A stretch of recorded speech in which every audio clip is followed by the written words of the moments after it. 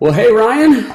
Hey Steve, great to be with Happy you. Friday. Yeah, happy Friday morning. I don't know if this goes out on Friday morning, so It uh, goes out in the afternoon, but that's close. nice. Happy Friday. I don't even know what morning is anymore. I think we're all in the same boat on Yeah, that one. it's definitely later than it used to be. That much. Yeah, have you guys been Oh a man, little later? my kids are on like a college schedule. They go to bed at like 1:30. They wake up at like 10. I think we feed them like burritos at no, we're still on like a good healthy eating schedule because Rochelle's a really good cook and she's just good like that. But the times have shifted. That's all. Yes, they have. Yeah. Well, we've also shifted Free for All Friday a little bit. And so last week we had our first guest, and we've got another guest this week, and really excited to bring on Reid Monaghan. And we have worked with Reid in New Jersey in years past, and he's no longer here, but he can tell you his story a little bit. And so you want to bring him in, Ryan? Sure, it'd be awesome. It'd be great to see you, Reid. We will do that. Let's bring Reid in. And here he is. There's the man. Nice. Reid is one of the many pastors in the world that could beat us both up at the same time and do it in good technical fashion. You think there's many in good technical fashion? There's, yeah, probably. Unfortunately, yes. I don't think there are many, but I'll claim that title. It'd be nice to have a pastoral bracket put in and let's see what it comes. I think the finals will probably be you and like Leon's Crump, Reid, right? And And Leon's trash talks me sometimes on text messages as recent as 2 weeks ago, nice, where he nice. was convinced he would double leg me, and I'm 5'7", he's like 6'7", and I don't think he can get underneath me. What was your wrestling weight in college? Oh, well, I weighed about 175, 180 pounds every summer, and I wrestled either 150 pounds or 142 pounds in college. But this was back when they had really, really messed up weight cutting rules. Yeah, they That put you were in like a rubber suit in a uh, fire. yeah. You throw him in a fire till he shrinks by 10 pounds in an hour and a half, and then put him on a scale, so he only weighs that. Yeah, so now I just lift and work out with high school kids, and that's a lot more fun. What was Leon's He was a heavyweight. He was actually a heavyweight. He's a massive man. Wow. And so, yeah, he's trouble. People used to ask me years ago, could you take this pastor? I was like, that dude was a baseball player. I would crush him. Uh, or can you take Darren Patrick? He's big. I was like, well, Darren played football. I will stick my head in his chest and put him on the ground. Um, There's just Kevin Cawley. Do you guys know Kevin Cawley out in Redeemer, Kansas City? He actually wrestles me when I show up to events he's at, and it's a mess. In fact, he's got a picture where I took him and put him on his back in the middle of Frontline Church, Oklahoma City. But when I double legged him, my eye hit the rivet in his jean and it really moused up, man. And so he took a picture. And so I don't ever hear from Kevin Cawley except for every 6 months or so, I get a picture of my face. He goes, don't ever forget that kind of stuff. Evan wrestle in college? He wrestled in high school and played college Okay. football, so he knows what he's doing. Actually, he doesn't have enough game, but he's got a pretty good game. It's not collegiate game. I was in a Uh, learning group with him a couple of years ago. Oh, he's He's a great fantastic. guy, man. Well, Leon was a national finalist in Division One, so he's trouble. yeah, I wouldn't mess with Who was that? anything. Leon's. Oh yeah, yeah. He's a big boy. Didn't he play in the NFL too? Yeah, but he was a college wrestler, Okay. that was dabbling in the football, and a Okay. lot of those guys get looks in the NFL because they're just fantastic leverage athletes, strong, can play on the line. So I think he got in the camp with the Saints with the D line stuff. Yeah, Yeah, he was probably a defensive end or something. He's built like a. yeah, great hands balance. I mean, those Just guys. just to say something no one will have any knowledge of. I often hoped the Giants would pick up Adam Koontz and give him a shot on their Yeah, offensive line. yeah, He is yeah, a massive man and a great All athlete. the wrestling people are like, I love this. Yeah, yeah. all four in the congregation. He's like spooky smart guy, University of Michigan. He's our Greco world team member as well as a multiple time All American, and he's too big to go to Mars, and that's kind of what he's into. So he's like wants to build HABs for NASA for Mars or something. Maybe you get picked up in the NFL. Really unique human being. Wow. That's wild. Well, Well, Reid, you're a unique human being as well. And I like segues. What can I say? And so, Reid, we're glad to have you, man. Really good to see you. We miss you in Jersey. We're going to hear a little bit more about, how your journey has gone. But would love to just give people a little bit of an idea of your background. So, in the 5-minute version, could you kind of share just how you came to faith and how you got into ministry? Yeah. I mean, I actually grew up in Virginia Beach, which is kind of a weird place. It's a Navy tourist town, so where we get Canadians and upstate New Yorkers. We see them sunburn every summer. And then my dad was going out on like aircraft carriers and things. And so my dad's an ex-Irish Catholic atheist. He's probably agnostic now. He's more kind of, waffling on hardcore stuff. But he didn't believe in anything but ourselves. Hey, you better be smart. You better be tough. So I was kind of raised that way, and really got into wrestling late in my life in terms of career. Most of the guys that wrestle in Division I started when they're like 3.5 years old or in their mother's womb or something. I started in 7th grade, didn't even start on a team till 8th grade. So I had to make up a lot of ground. So was really into sports and academics in high school, quarterbacked our football team, even though I was short. And then I ended up doing very well in wrestling. I was honorable mention All-American coming out of high school, won a couple state titles, and got a scholarship to UNC Chapel Hill, which is, most people know, is one of the best athletic programs in all sports in the country. So very humbling time, and I didn't know why I was going down there. So I went down there, was studying physics and on the wrestling team. And our wrestling buddies were not studying physics, and they were, going out Thursday nights and breaking commandments, and wild dudes, man. It was fun. A lot of Jersey guys, actually. One of my best friends on my team was from Jersey. He went to Blair Academy down there, I think South Jersey, and just fantastic guys. So during that time, my sophomore year, a guy had just asked me where God fit in my life. He was a campus minister with Athletes in Action. And I said, man, I don't believe in God. I don't even know. Now, at the time, I was reading this book by a physicist, a book by a guy named Paul Davies called The Mind of God, kind of this pantheistic, God is the equations or something kind of guy. And so, but I was thinking about what is real, what is out there. And so this guy walked into my life at a similar time and shared with me some of the most basic kind of gospel things, that God loved me, that I had sin. I was like, man, what are you talking about? But I knew it, and then just led me to Jesus. It wasn't an intellectual thing for me at that point.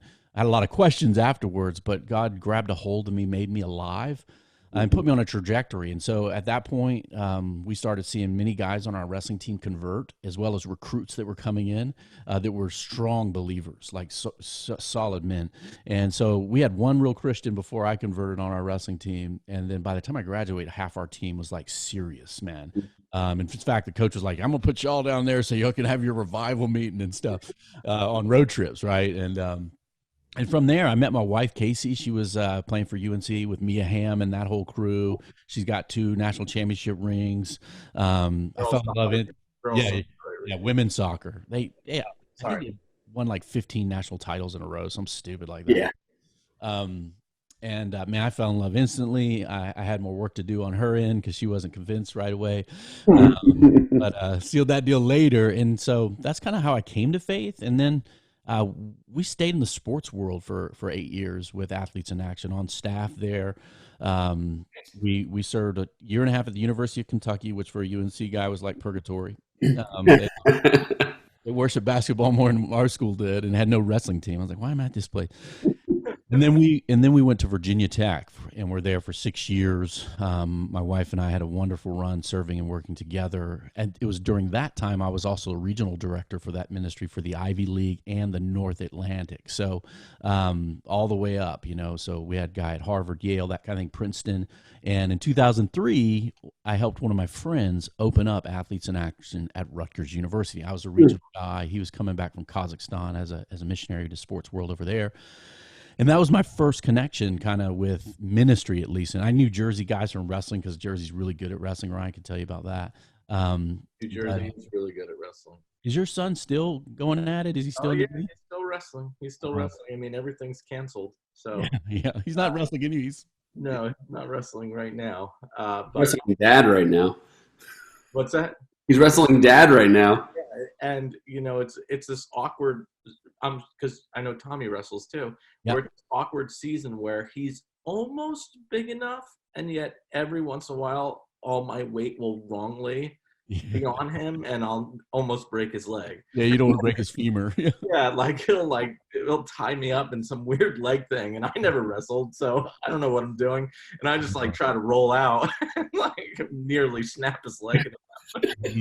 He's inevitably getting some of the best coaching in the country. New Jersey youth wrestling is legendary across the, guys from high school get really good opportunities, Division I. And so I had been around Jersey wrestlers, but opening up Rutgers with my friend, I was like, wow, there's a river here and there's actually some trees, because like my wife and I had joked. My wife and I were running a summer project in Eastern Europe in the Czech Republic, taking Ivy League athletes and training them in Christian thought and witnessing to atheists. It was just wild.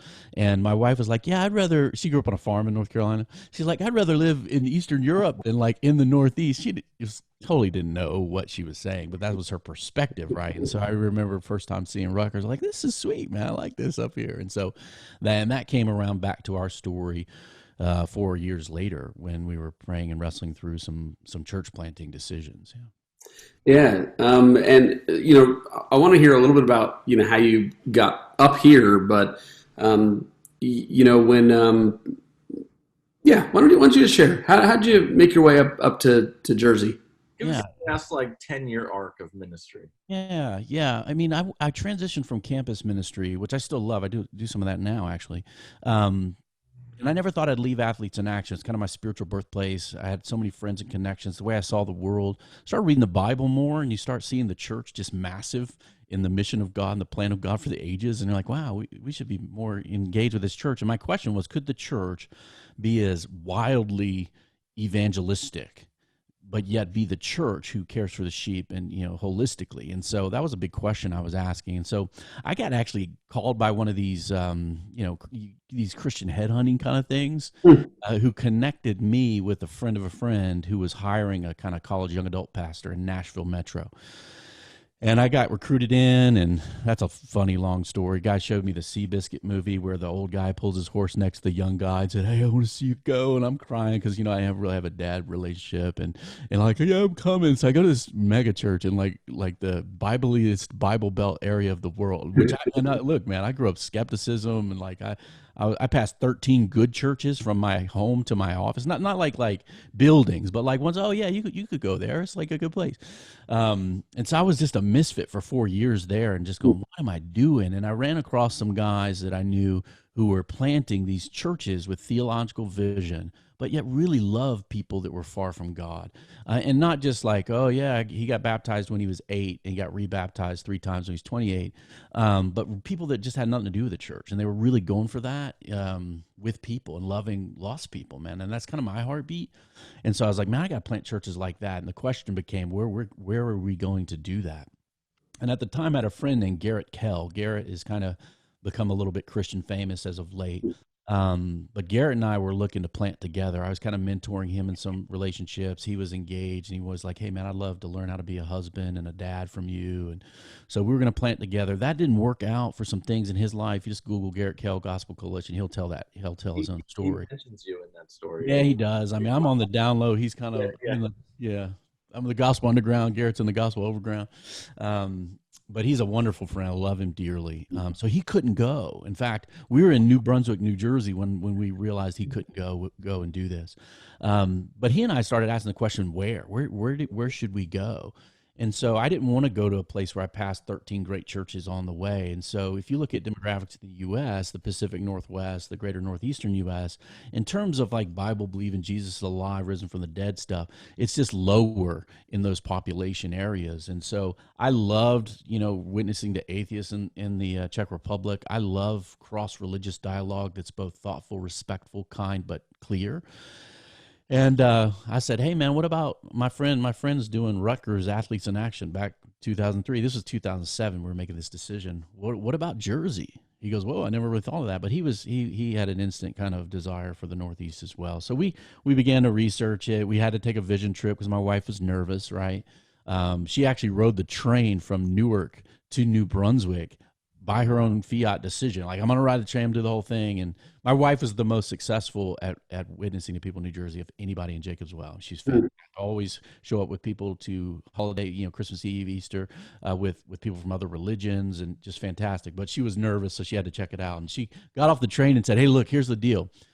I want to have a great time with you this weekend. We got a hotel room, married and stuff, no kids." She goes, I want this to be a great weekend. But if I have a great time here, don't assume that means I want to move.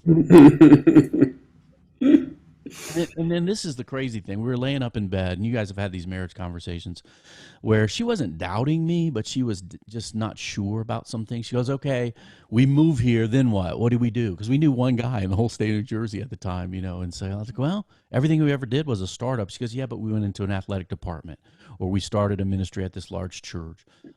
What are we going to do? Just roll in the U-Haul in New Jersey?" And I was like, "I don't know. We just have to trust Jesus, And that was kind of, I tell your wife that's sometimes a good move, sometimes not a good move, So the next day we go out to get pizza. I forget the name of the place, one of the local joints with, the best pizza in the world. In downtown New Brunswick, and we're sitting there, and like there's this couple, and they got a kid, and the kid is like being a kid, right, screaming and throwing their sippy cup in the high chair, and these older ladies were just kind of giving them the stink eye, like looking at her like, what are these people doing with a child? And they kept apologizing. So when we leave, this couple, they speak to us, and guys, you guys get this. The lady was not from New Jersey. And like, I don't mean like she was from like South Korea or something. She sounded like she was on like, I don't know, Duck Dynasty or something. She's like, "What y'all doing here?" And I was like, "Oh my gosh." And then the guy said, he sounded like Rocky Balboa. I mean, he like literally, and I think he was from Philly, but they're like, "Hey, we're going to get us some drinks, and what are y'all doing?" And I was like, "Okay, what is going on in this conversation?" So we said, she goes, "What are you guys doing here?" I was like, "Well, we're up here thinking about," I was like, "Okay, well, we got to say it now." I was like, "We're thinking about starting a church, right, in Middle New Brunswick." And she goes, "What religion?" Now, my wife grew up in the South. I kind of, Virginia Beach, it was, Navy tours. My dad's an atheist guy. But she goes, she assumes that question means Methodist, Episcopalian, Roman Catholic, what religion, right? I'm thinking like Hindu, Buddhism, whatever, Scientology, what religion? So I was like, "Well, how do I explain that?" I was like, "Well, we're currently at a Fellowship Bible Church," and she turns flush, and the guy goes, "Hey, we were members of Fellowship Bible Church in Northwest Arkansas. I'm from here. My wife's not." I was like, "Obviously. When are you guys coming?" Now, these guys moved before we ever got there. So we're like, "Oh, yeah, core team member." No, it didn't happen that way. But we left that place, and I looked at my wife. I was like, "I guess we just get pizza." And we started church. And my wife was like, clear from God, "Yeah, this is what we were supposed to do." And so then we had a lot of, research, raising money, try to get a team together to make the transition to Central New Jersey that we did in 2008. Yeah, I mean, you did something that is just absolutely wild. Kind of parachuting into New Jersey, starting a church from scratch, knowing no one, and what a crazy thing God did. So native, right? Not being native to New Jersey, dropping in.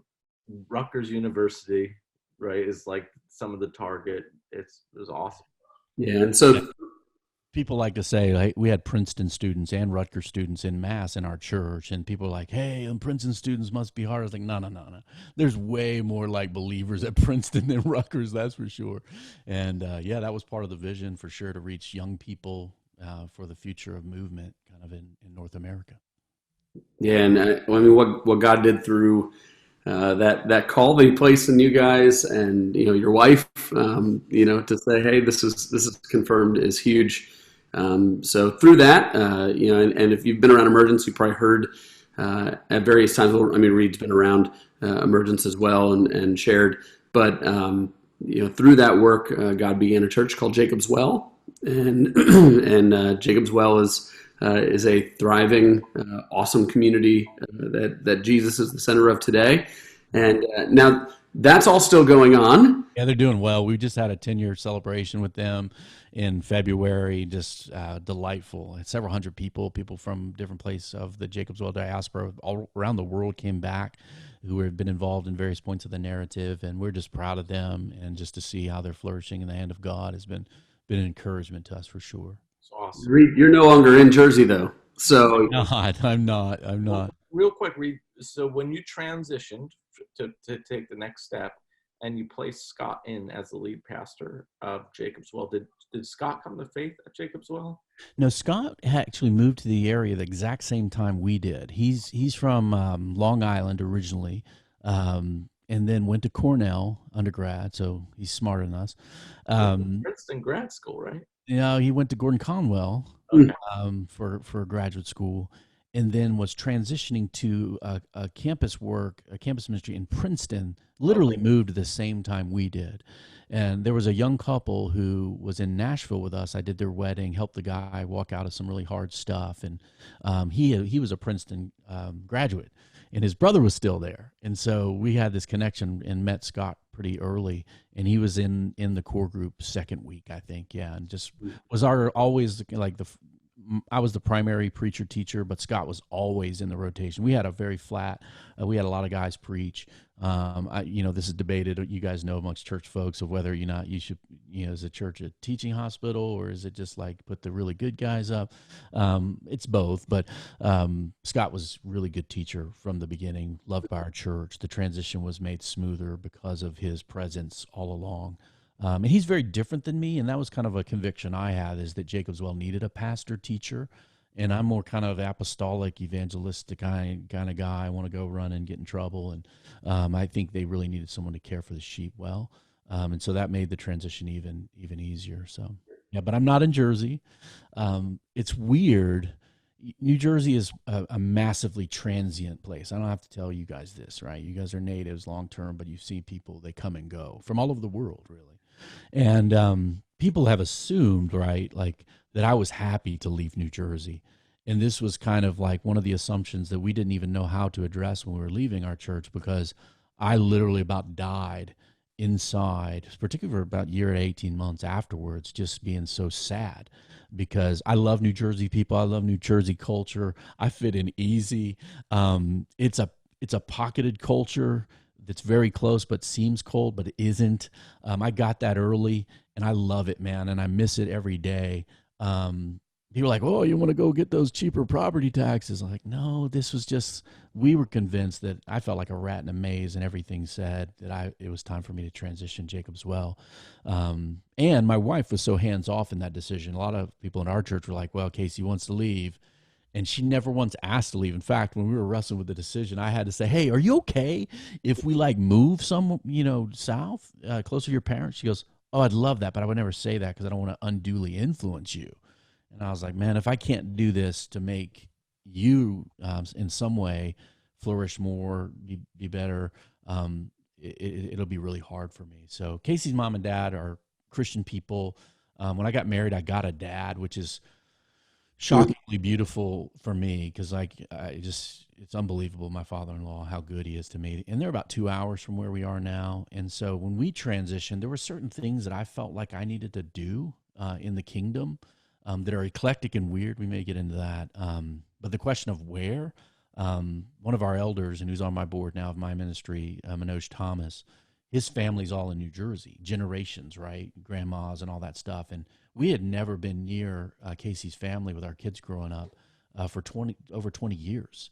And so we felt like giving a family proximity where they could come to Friday night soccer games before, people are too old or kids are too old and grandparents are too old, was a really good move. And that was kind of some of the considerations of where we moved back to Blacksburg, Virginia, founded a ministry called Power of Change. And Blacksburg was where we were in campus ministry. I was a wrestling coach. My wife coached soccer here. She still had kind of moms she had babies with in the community, and 2 hours from her parents. That's close for us. And that's kind of where we're located now.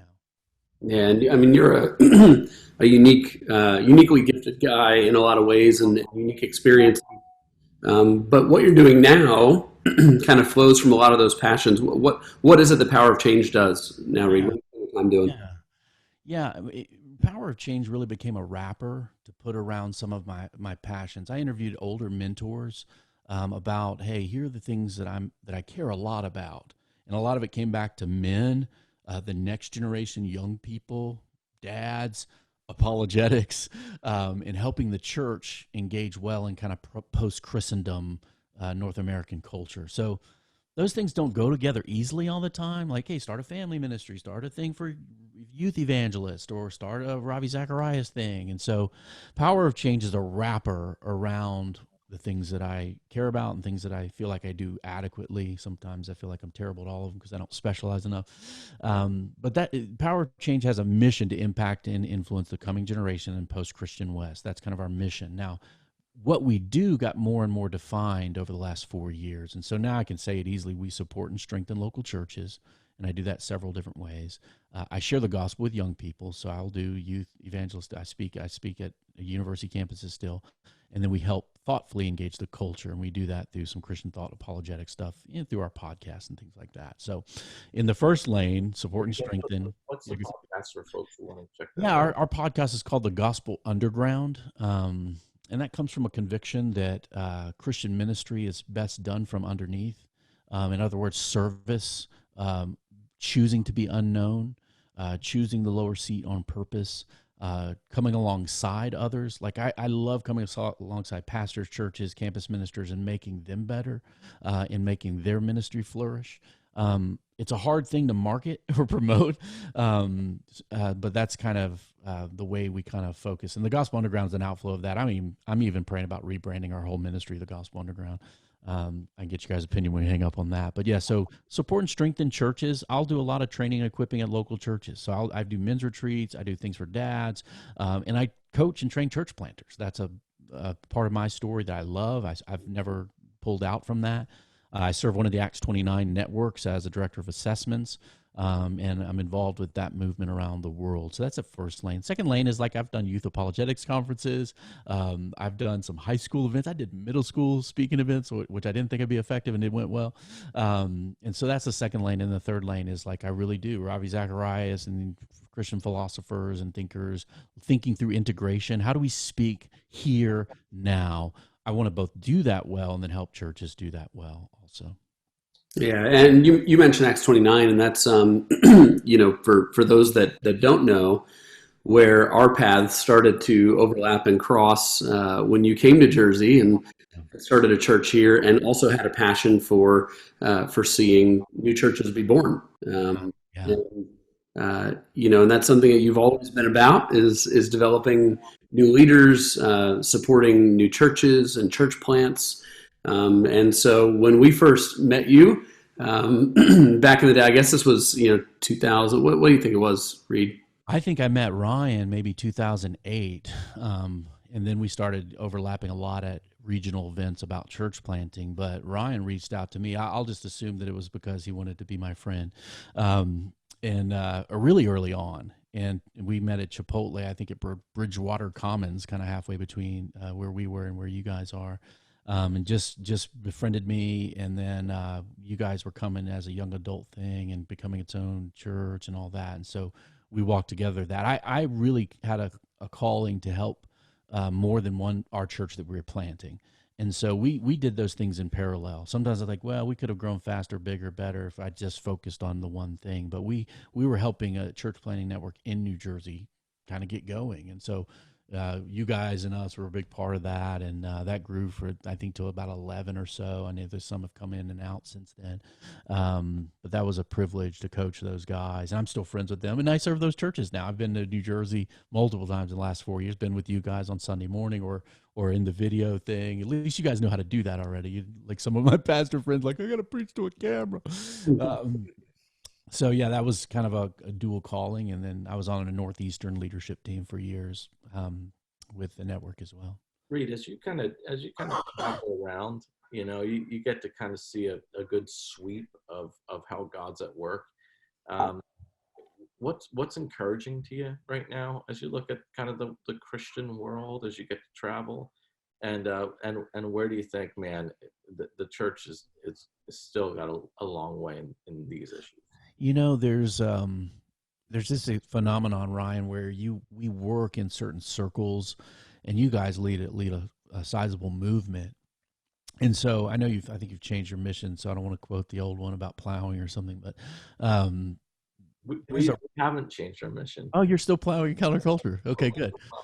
Not not all churches are plowing countercultures, right? And so what I kind of had as deep convictions, which became assumptions within the groups that we're kind of hanging with, of robust vision of the Bible and who Jesus is, the theological vision, incarnated into contextual, on the ground missiology in creating counterculture.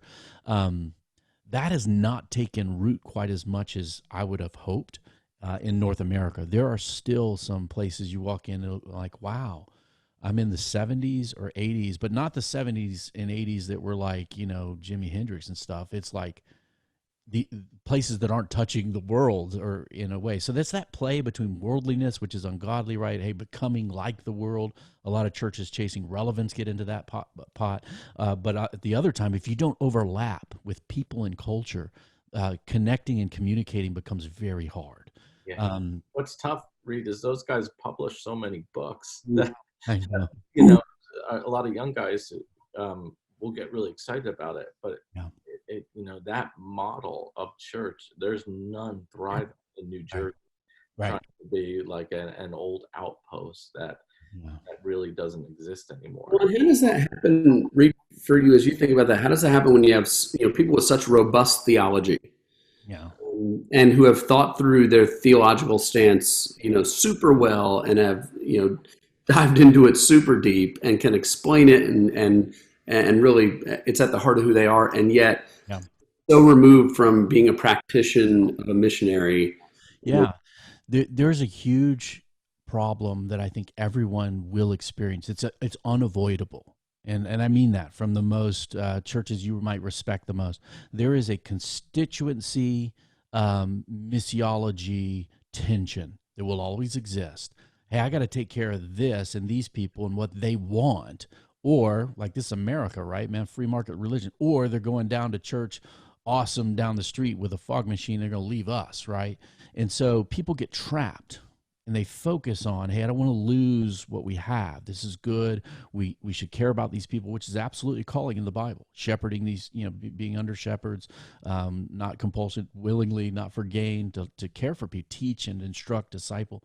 But at the same time, that missionary call, the sending of God's church and people into the world, disrupts that. And so that, I think, I think we paint these realities in the wrong light on both sides of it.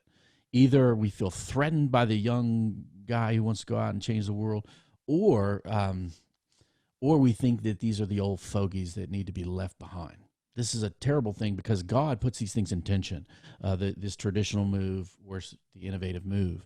And so I think you have to take the whole thing forward into the world through the Great Commission. God sent his people into context and culture for the sake of the mission of the gospel. And, people get beat up in that. People have hard marriages. People have very difficult. They have to learn to raise their kids. And the church is really, really helpful in that community of love and teaching that's necessary. And so I think there's always that tension.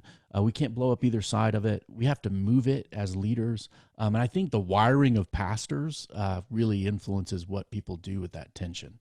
For me, I'm like, blow it up.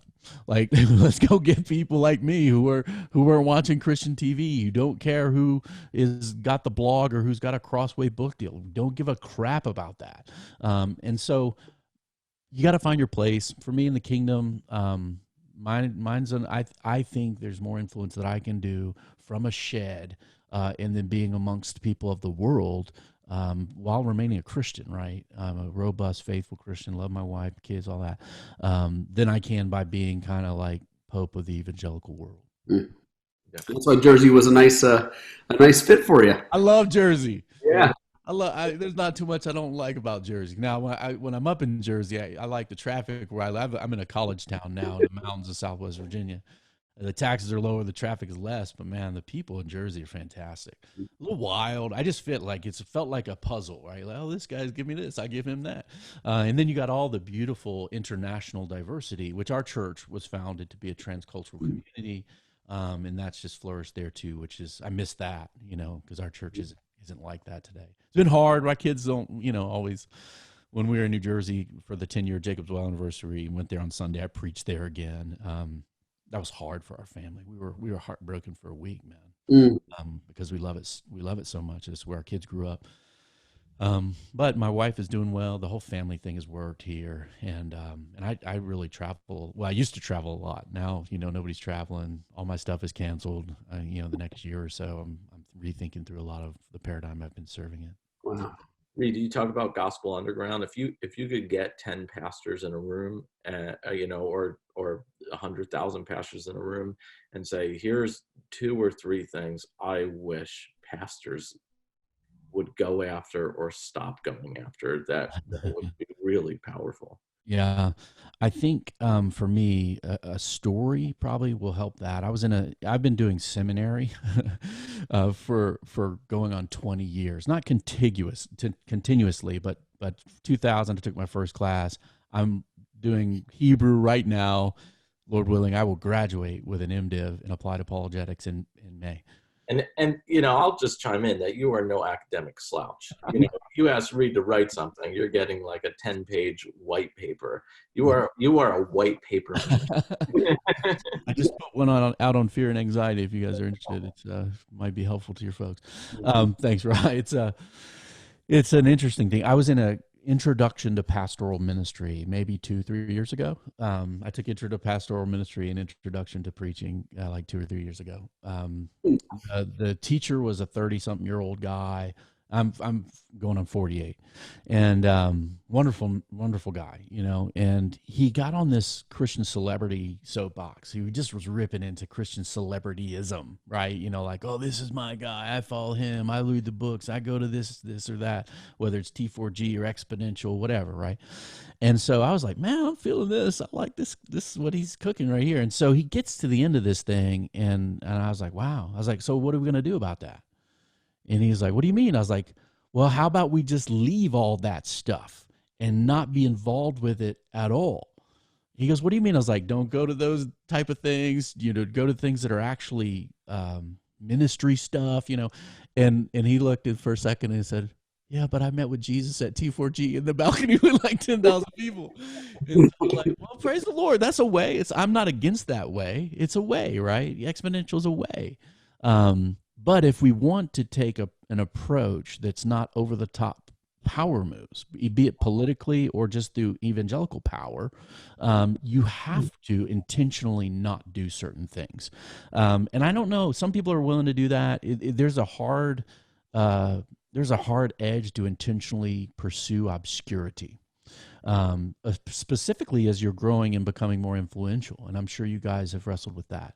Because what you guys do is fantastic, and your size of your movement is fantastic. But there's an edge where all of a sudden I could be the guy in the center of all the stuff. I think there's got to be a saying no to that. So, and I think if you care about people outside of the church, man, right now, people think the church is just politically power hungry, interested in its own self. Even like some discussions I've been having with friends about when a church should go back to gathering in mass in the community. Should it be first to do that, or should it be late in doing that? I think there's a massive witness publicly that's at stake that shapes the environment of which we do evangelism and sharing the gospel. If we get that wrong, people are, oh, they're just about getting their money back, or they're just about getting their money back. It's about their big show again. And so those kind of questions. Now, Ryan, to get back, the guiding philosophies, I haven't written the Underground Manifesto, but it's been started mentally many times. These are not shocking things. Thoughtful and respectful engagement. The way we speak about and engage with others. Like even next week, I'm doing a training for a church on how to think evangelistically during this time. I got to be careful there because I have active non-Christian friendships that if they run across me talking about them in a wrong way, not good, right? Well, I'm trying to just make this, we're not targets. We want to be thoughtful, respectful people as we engage with the world. That's Colossians 4. Choosing behind the scenes ministry on purpose. When those, Francis Schaeffer has a book, I think it's called No Little People. There's a chapter in there, the first chapter is called that, No Little People, and then No Small Places. There's another chapter. It's fantastic. We have to choose those places. Rooting and establishing deeply. At the mega church I was on staff with in Nashville, we had 1,100 children in the coolest, best children's wing you can ever imagine. I mean, you go in to learn about the Old Testament, you're literally digging in the Temple of Doom. I mean, I'm not kidding. Multimedia, dig in the sand traps, learn about, the Exodus kind of thing. Fantastic. But I asked our children's pastor, what are your baseline expectations that the Christian people bringing their children into this 1,100 person thing on Sunday morning, what are the baseline expectations that they're getting at home from mom and dad? And he goes, they're not getting anything spiritually from their parents. So I think if we're going to root and establish people in a post-Christian world, you better get dads engaged in being pastoring their families, loving wives as servants, not being, bossy, absent people, and then valuing these baseline building blocks of civilization that God has given. Marriage, kids, moms and dads, loving each other, repenting of all the mess that we have in our marriages. So thoughtful, respectful engagement behind the scenes, rooting, establishing deeply, mentoring and coaching. I think that's as guys get more influential, I think it's very valuable for them to put other people, and I know what you guys do with your developmental pathways and training people, having pastors that don't just become big stage presence, but presence in the lives of many younger people, is men and women need that. And so I think mentoring, coaching, and then this one's like, hey man, make your local church primary. And you would think, well, pastors, don't they do that? Well, sometimes in their hearts, they're thinking about, wow, if I could get my book out there to the world, or if I could get a bigger church, or local churches in local contexts. I run this little parachurch thing now, but it's still the conviction, heartbeat of God that through the local church multiplying like spiders on the ground throughout the world, that's the way things spread. And that's much more effective, I think, than just all the over-the-top stuff. And look, guys, I'm saying this with Christian publishing, Christian conferences, all that. I think it's fantastic. I've benefited. I've got a ridiculous amount of books in here. But I think there's a tension in pastors that they're trying to be someone for a Christian world rather than trying to be who God wants them to be in their world. And whether that's in northern New Jersey, in Virginia, Italy, wherever that might be. Yeah, Steve and I will talk sometimes about, just going to our kids' sports stuff and talking to the dads there. Yes. And I'm like, dude, most of the pastors who people are learning from, if they sat by these wrestling dads, they would think they were the weirdest, like, insane people. Yeah, they would be like, why would anyone think that's cool at 45 years old when I'm taking my kids to a wrestling thing? Yeah. It'd be like a joke. So I think what happens, right? You see people get pushed up, but people are out of their context or only in their evangelical context and not going, hey, how about my community? What's it need? What type of dad on my kids' sports programs do they need me to be when I'm there? And they do know you're there. They know who you are, and they see. There's still a guy, I'm not going to share his name, that I ministered to on sidelines of soccer fields, who still to this day has a robust relationship with me in social media because I was pastoring him on a sideline. Now, I don't agree with all the choices he's making, but I love that guy, and I miss him. And I know. Yeah, he has it. He's done over the years. We got to do it, dude. That is some of the thing I love most about my kids playing sports is it's forced relationship in some ways. You get these guys over years, and so I said it a couple times on our Free for All Friday. But as we're walking off the field at what looked like our last lacrosse practice of the year, I'm talking to the guys about their work and how it's changing. And I'm saying, what's weird is our church is probably going to be digital. And so I'm with these like 6 dad, like lacrosse dudes, Yeah. And they're like, oh man, I'd love to check that out. Yeah. And that totally surprised me. Because I just threw it out because, you just throw it in. You're like, I might take a shot for this, but you got it. You never throw the line out. You're just not going to see these guys for a while anyway. Well, here's the weird thing about this season. Those guys are probably more comfortable with that right now than they would be walking into the big room, right? Well, that's what was so surprising. They were they were ready to go. They're like, oh, that'd be cool. I'd check that out. Yeah. Yeah, and that's the weird paradox, I think, Reid, and that's the hard thing to navigate is, people have a hard time. How do I make, my relationship with Christ primary, my local church, a primary means of investing my life? Very important. Yeah. And yet, how do I feel good about, investing hours and, time that a lot of pastors would see as frivolous? Yeah. As ridiculous, stupid, frivolous. These people are crazy, but yet that's how pastors easily, and anyone in ministry or a Christian, gets so about their faith, easily become isolationist. Yeah. Because there's this idea that this is frivolous when it's ministry. Well, Steve, I think there's been a move that's either separated evangelism, discipleship, or separated, the importance of the local church, the importance of the mission as two separate things. Look, the reality is not everybody is wired like I am.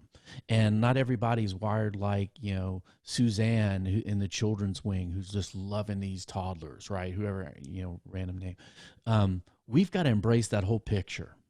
The metaphor, I use this with a friend of mine named Jay Thomas. He's in Philadelphia. He's at 7 Mile Road, Philly. Our churches were in core group at the same time. We were seeing conversions in core group. They were not. So he was frustrated and asking me questions about that. I was like, hey, man, you're being faithful. You're doing the right things. Keep doing it. But here's the thing. When a baby is born, right? We know this, right? We know this. When a baby is born, like aunts and uncles get excited. Multiple peoples are showing up. We know mom has done all the work, real work. Dad's happy. The whole family rejoices together as each has done its part to build this thing forward to be able to welcome this new life. And I think the church has to see it that way. Like those who teach, those who show hospitality, those who make brownies, not the wrong kind of brownies, but those who hang out with the crazy guys who have mohawk kids and they look like they're going to kill their kid if they don't win a wrestling match, right? We've got to have the way that somebody who can relate to that guy that will create churches that he could actually come into the room with, and not feel either just condemned or not welcomed, either, not to out and out, oh, we don't want you here. That happens. Golly, blow them up, Lord. But that they kind of get this feeling that this isn't a place for me to be because I'm whatever reason.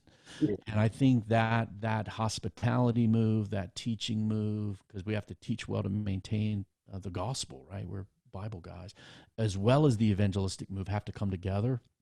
And that's one of the reasons I do conferences on that stuff. I'll do a podcast with a church in Fort Worth next week on Wednesday about how do we do this. Well, because it's hard and that tension will always be there, but I think we just need to embrace it. And the evangelist in the church doesn't need to feel like he's got to go work for Young Life or something in order to be about what he's about, that there's a place for that voice in the church as well as for the pastor teacher. And I'm a member of a church. I'm a member. I'm not an elder. I'm not looking to be. I'm just like following my membership covenant with my family. I give, I serve, I help. I help the pastor. I did a consultancy for a year with them too. But I think that. But I feel like I'm a minister with a particular role that it can't just be jammed into the role of elder. Mm-hmm. We've talked about a whole lot of really good things along this path here this past hour, and we also like to just do some lighter stuff. So for you, Reid, you got a background in a whole lot of athletics, and so is your wife. So given the choice for you between wrestling or soccer, which one wins? This is such a complex question because I was raised by my dad who said that soccer was for like wimpy guys and communists, like literally, except it was more inappropriate. His language was just terrible. It's so hard, Ryan. Yeah. So that gets in your head as a young guy and like, that guy didn't even get touched and he's falling on the ground crying, kick him again. Right. So that's where I was coming from. And so I went into college hating soccer, just hate it, right? And then our girls team, let me realize they were all beautiful, amazing, and dominant. So I was like, well, she's kind of cute. I at least want to hang around some soccer. That was my wife, right? She's my wife now. So I was like, wow, soccer is okay for girls, right? And then and the women's game is brutal. I mean, yeah. it's like full contact. Yeah, you watch the girl pulling ponytails on YouTube. It's hilarious. So I convert to women's soccer. And then the first thing when I go to the University of Kentucky, my trainer with Athletes in Action said, "Hey, here's the first team you're going to minister to." And it's like the men's soccer team. I was like, what am I going to minister? I'm going to choke these dudes. What am I going to do with these dudes? So the Lord put me in that context where this is just one of the blessings of our ministry career. My wife and I served these men. We saw half the team come to Christ in a semester. I'm not kidding. Half the dudes on the team. So every Monday night they're in my house. My wife, they want to hear about Mia Hamm from my wife, and she's making food for them, and we kind of teach them the Bible. It was just fantastic. So I was like, all right, I'll go to their games. It's all right. I like them. They're not wimpy communist guys. So then we start going to Europe. And we were in the Czech Republic in 2000, and the Euro 2000 championships are going on. And they had this big old school pixels that are like that big, Jumbotron, old technology. But everyone's drinking beer because they're Czechs, and everyone's watching soccer. And it was the absolute most fun sports environment I'd ever been in. So my conversion got complete in New Jersey. Obviously, my kids all play. My wife's a coach. She coaches for Team Virginia. She coached for Team New Jersey. She's very good. High demand because she's a female as well. And man, I tell you what, my buddy, who was one of our elders, he lives in London now at Jacobswell. He converted me to watching English Premier League soccer, and even made me join his team, which I don't know if it was a good decision. It's like joining the New York Yankees when they're not good anymore. So I became a Manchester United supporter. Oh, there you go. And now I don't even watch college football. I watch so much soccer. So wrestling or soccer. My son plays both. He's soccer dominant. In other words, he does wrestling because he likes it and it keeps him in shape in the winter and makes him have a tough mental age against soccer people. But he's a soccer guy. He's training soccer all the time now. He's not getting our 10x10 mat out right. I'm not doing leg locks right now. So it's a hard thing. Those are my fandoms, are amateur wrestling, which nobody knows about, and soccer, which outside of America, everybody knows about. And so I'm going to have to call this horse race a draw. I was so curious about this that if you had to say one doesn't exist. Yeah. Oh gosh. This is like cutting you in half. And I as surprising as it is, I think you choose soccer mostly because you're kids. Yeah, I probably would have to because my wife and kids. And to be honest, you don't want it to come out of your own mouth. I want TV. I want NBC Sports back so I can watch soccer, man. I'm dying without it. Here's the thing. I relate best to wrestling world people because it's like your native folks. Soccer people sometimes like, you can't say anything to the coach. This kind of nonsense. So soccer culture I would not choose. Like my wife says, well, I was like, say something to the coach. She goes, no, you can't say anything to the coach. And in wrestling gyms, like everyone's screaming at everyone at the same time. And so I had to learn in soccer games. I put headphones on and audiobooks when I watch soccer because I'm loud, man. I can speak loud, and I like yelling at referees. Oh, yeah. Can't do that, right, Steve, in soccer? Reid, will you ever call a referee sir? Oh, golly. Sir! Call him a son of can I say some bitch on this podcast? Well, you did, Reid. Oh, the difference in wrestling, like in soccer, you're like taught to, embellish a little bit. Yeah. In wrestling, like this is one of the weirdest things to watch when your kid starts wrestling. He takes the other kid down, the other kid starts crying, and his natural instinct is to get off the kid. And all the coaches are like, get back on him. That's blood in the water, man.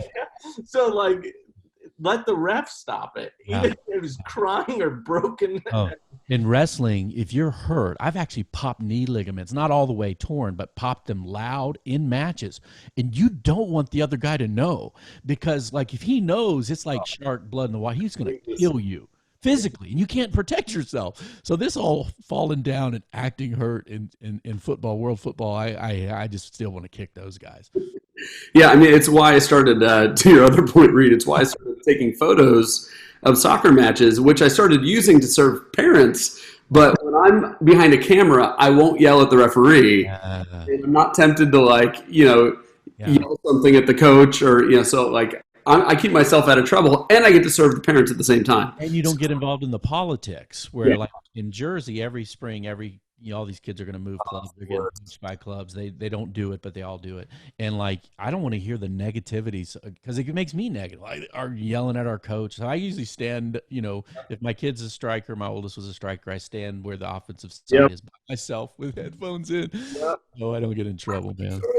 That's hard because you want to be, a missionary and be around the people. Yeah. So I had two guys that I could hang with because we had an understanding.